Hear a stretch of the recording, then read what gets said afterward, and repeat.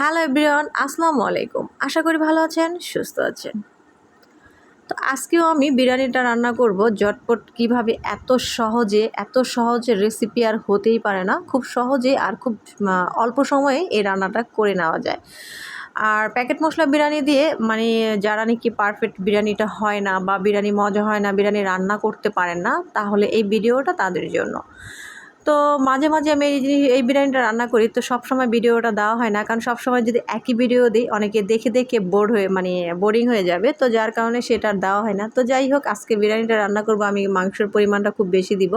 আমি 2 কেজি গরুর গোস্ত নিয়ে নিয়েছিলাম আর 3 পার মতো চাউলটা দিয়ে দিয়েছিলাম, যার কারণে আমার গরুর গোস্তের পরিমাণটাই বেশি দেখা গিয়েছিল। হয়তো 1 কেজির মতো যদি আমি চাউল দিতাম তাহলে পারফেক্ট হতো। তো যাই হোক, ঘরোয়াভাবে খাবো ভাবছি যে আর একটু বেশি করেই খাই। তো যাই হোক, প্রথমে আমি 4 থেকে 5টার মতো আলু মধ্যে থেকে ছিলে সুন্দর করে মধ্যে থেকে কেটে নিয়েছি। সেগুলো লবণ মাখিয়ে এটাকে ভেজে নিলাম। তারপর পেঁয়াজের বেরেস্তা 2 কাপ দিয়ে দিয়েছিলাম। 1 কাপ আমি এখানে প্রথমে অ্যাড করব, 1 কাপ অ্যাড করব বিরিয়ানিটার লাস্টে। তো যাই হোক, এখন ওই তেলটার মধ্যেই এই তেলটার মধ্যেই মাংসটাকে কষিয়ে নিব। তারপর এই তেলের মধ্যেই কিন্তু আমি পোলাওর চাউলটাও কষিয়ে নেব। পোলাও এক্সট্রা তেল দিব না। তো এটার জন্য আমি একেবারেই দিয়ে দিয়েছিলাম তেলটা ফার্স্ট টাইম। তো যাই হোক, 2 কেজি আমি গরু মাংস নিয়ে নিয়েছি আর দিয়ে দিলাম প্রায় 3-4 টেবিল চামচের মতো আদা রসুন বাটা। তারপর দিয়ে দিলাম, যেহেতু আমি 2 কেজি চাল পরিমাণ মাংস নিয়েছি, এর জন্য এক্সট্রা আমার কিছু মশলা দিতে হচ্ছে।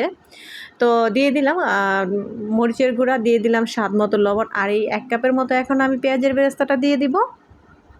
তো দিয়ে দিলাম 1 কাপ পেঁয়াজের বেরেস্তাটা। তারপর দিয়ে দিচ্ছি আমি যে বিরিয়ানির যে প্যাকেট মশলাটা, তো এটা হচ্ছে আমার একটা প্যাকেট আমি পুরো ফুল দিয়ে দিলাম। আর এইটা হচ্ছে আমার আগে একটু ছিল, অর্ধেকেরও কম ছিল, তো ভাবলাম যে এখানে অ্যাড করে দিই, যেহেতু গরুর মাংসের পরিমাণটা বেশি।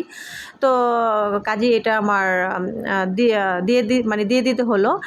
1 কেজি গরুর গোস্তর জন্য আধা কেজি 500 গ্রাম চাউল একেবারেই পারফেক্ট। তো এখানে যেহেতু 2 কেজি গরুর গোস্ত নিয়েছি, 3 পার মতো চাউল নিয়ে নিয়েছি, তো এই জন্য আমি মশলাটাও একটু পরিমাণের চাইতে একটু বেশি দিয়েছি। তো যাই হোক, তারপর দিয়ে দিলাম 1 কাপের মতো টক দই।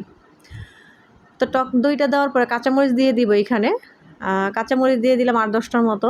তারপর টমেটো সস দিয়ে দিলাম প্রায় 3 টেবিল চামচের মতো। তারপর দিয়ে দিব এখন হাতের সাহায্যে মেখে নিব। হাতের সাহায্যে ভালোভাবে এটাকে মেখে নেওয়ার পর এখানে 2 কাপের মতো দুধ দিয়ে দিব আমি। তো যাই হোক, আমি হাতের সাহায্যে মেখে নিচ্ছি। 2 কাপ দুধ দিয়ে এটাকে ফুল আঁচে এটাকে কষিয়ে নিব, পুরো দুধটাকে শুকিয়ে নিব আর কি। তো তারপর যখন শুকিয়ে যাবে, তারপর আমি 1 কাপের মতো গরম পানি দিয়ে এটাকে কষিয়ে নিয়েছি সুন্দরভাবে।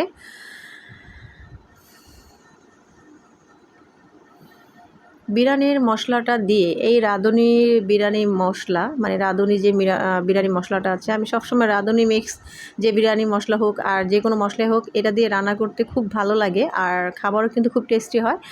আর মাঝেই কিন্তু আমি অনেক সময় যখন আমার হাতে সময় থাকে না, ঝটপট মেহমান বা ছেলে মেয়েরা খেতে চায়, তখন কিন্তু আমি এই রাঁধুনির রেডিমিক্স যে বিরিয়ানি মশলাটা আছে সেটা দিয়েই হয়তো অনেক সময় বিরিয়ানি রান্না করি, অনেক সময় রোস্টও রান্না করি, এক সময় এক একটা রান্না করি। তো যাই হোক, খুব ঝটপটে আর খুবই মজা হয় এই রাঁধুনি যে রেডিমিক্স যে মশলাটা আছে সেটা দিয়ে রান্না করলে বেশ ভালো মজা হয় আর পারফেক্ট মশলাগুলোও থাকে। তো যাই হোক, এই যে আমি ফুল আছে এটাকে ভালোভাবে কষিয়ে নিয়েছি।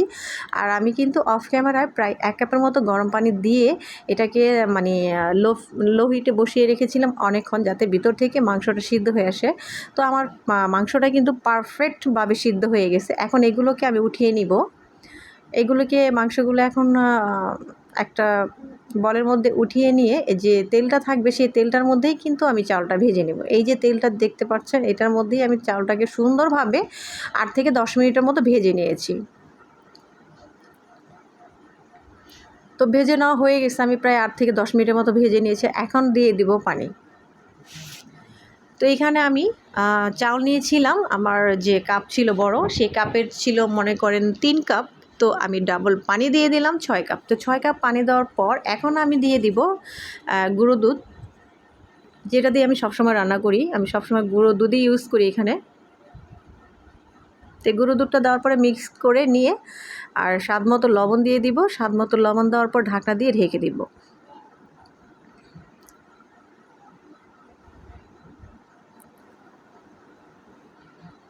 যেহেতু আমি পরিমাণ মতো মাংসের মধ্যে যেহেতু পরিমাণ মতো লবণ দিয়েছিলাম, তা এখন পোলার চাউলের মধ্যে যতটুকু লবণ দরকার সেটাই আমি স্বাদ মতো দিয়ে দিয়েছি। তো এই যে এই পর্যায়ে যখন চলে আসবে, মানে মানে পানিটা যখন টেনে যাবে, তখন এই পর্যায়ে যখন চলে আসবে তখনই মাংসটা দিয়ে দিব উপর থেকে।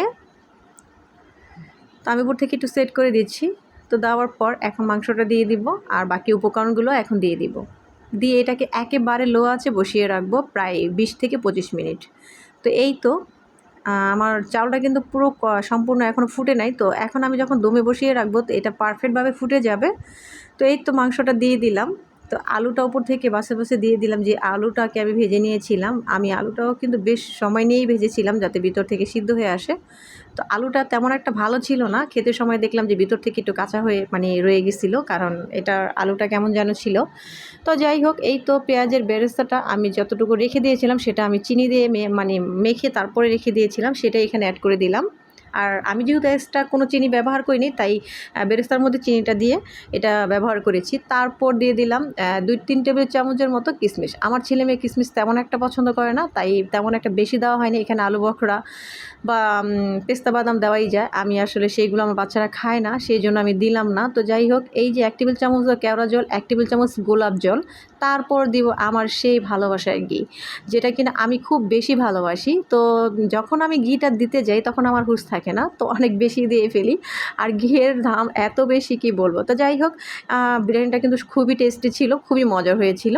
তো যারা নাকি একেবারেই পারেন না বা একেবারে রান্না করতে নতুন বা রান্না করতেই পারেন না, বা ফ্যামিলি কেউ খেয়ে অসন্তুষ্ট হয় বা ভালো লাগে না, তখন তারা অবশ্যই আপনারা রাঁধুনির যে বিরিয়ানি মশলাটা আছে সেটার মধ্যে গায়ে লেখা আছে, মানে ওই প্যাকেটের মধ্যে লেখা আছে কীভাবে এটা করবেন। তো যাই হোক, এই যে এখন আমি ঢেকে 20 মিনিটের মতো রান্না করার পর কিন্তু এটাকে আমি মিশিয়ে তারপর দেখাবো, কারণ আমার নাড়াচাড়া করতে একটু কষ্ট হচ্ছে। তো এই তো হলো ফাইনাল লুক। তো কেমন হয়েছে অবশ্যই বলবেন। তো আজকে এই পর্যন্ত কি ছিল। আল্লাহ হাফেজ।